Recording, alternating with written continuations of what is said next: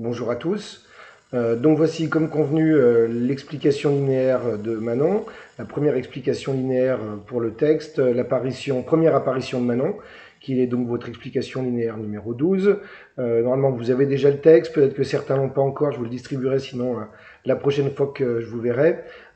Sinon de toute façon vous avez dû voir dans le lien, enfin dans le mail où vous avez trouvé le lien pour cette vidéo, il y a également donc le texte et puis l'intégralité de l'explication que j'ai faite, dont vous pouvez vous servir également pour préparer vos fiches de révision. Je vais couper cette explication en trois parties, puisque je ne peux pas faire des vidéos de plus de 10 minutes, donc je vais faire une vidéo par mouvement. Voilà.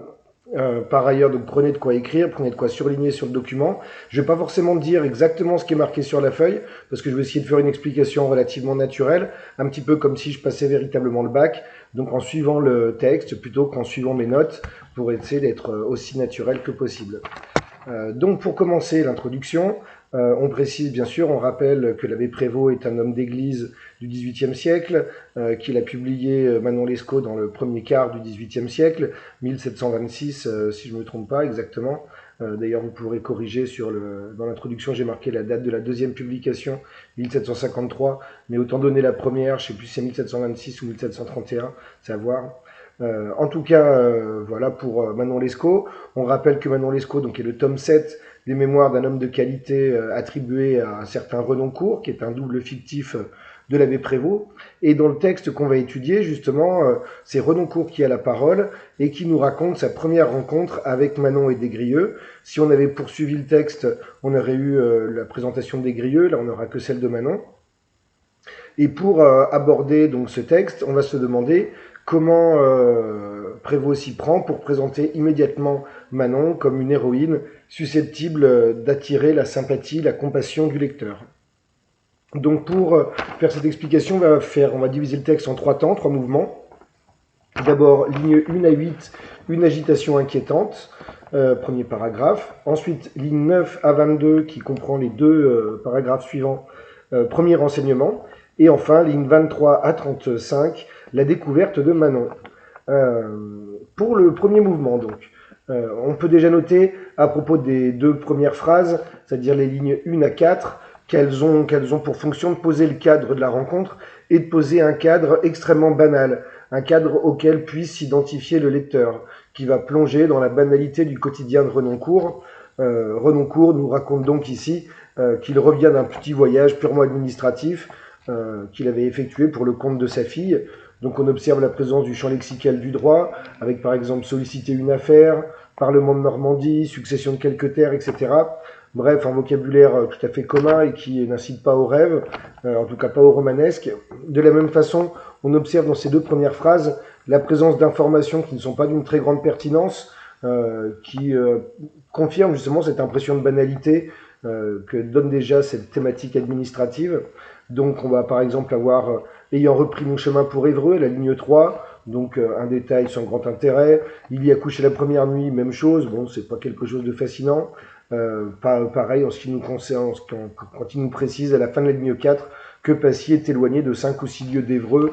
Bon, ce ne sont pas des informations vraiment passionnantes. Et donc grâce à elle, l'abbé Prévost donc, nous plonge dans un univers très quotidien qui par contraste va d'autant plus faire ressortir la surprise qui va apparaître dans les phrases suivantes.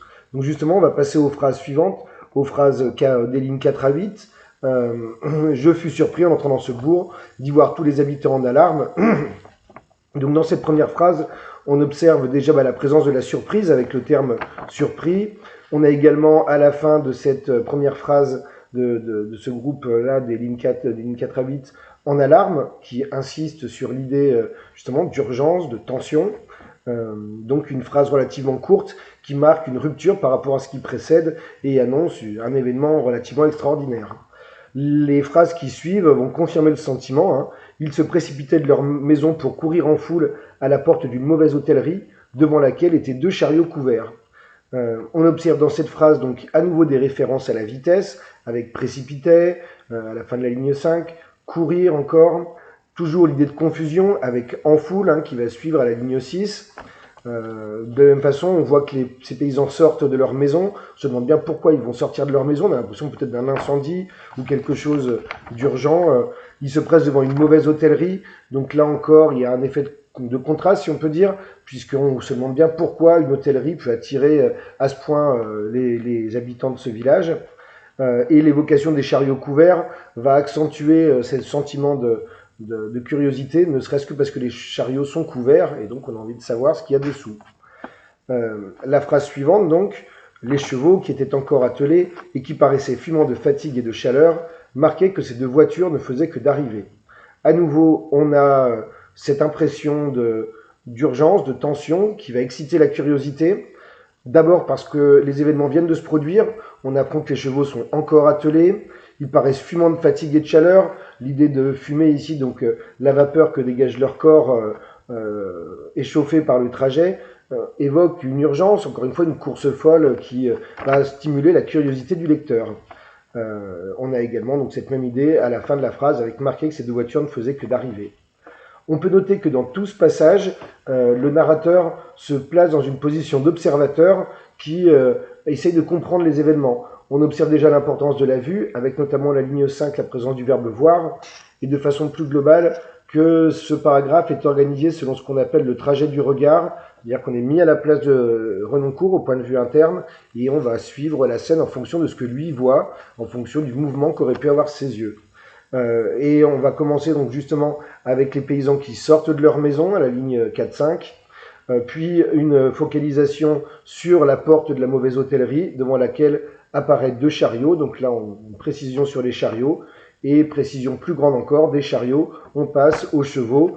Donc on a une sorte d'effet de zoom sur cette scène, effet de zoom qui va marquer l'ensemble du texte. De façon plus technique, on parle de focalisation avant pour évoquer ce zoom, justement. Voilà pour ce premier paragraphe et ce premier mouvement. Si simplement, oui, j'ai oublié, la complétive marquait que ces deux voitures ne faisaient que d'arriver. Donc marquait ici la ligne 8, confirme l'idée que Renoncourt est bien une position d'observateur, puisqu'il essaye de comprendre, de déduire les choses. Marquait, c'est la même chose que déduit, montrait plutôt, montrait ou révélait que, etc. Donc le lecteur s'identifie au narrateur et ainsi va ressentir toute la tension et toute la curiosité que provoque l'agitation présente dans ce village de Passy. Voilà pour le premier mouvement.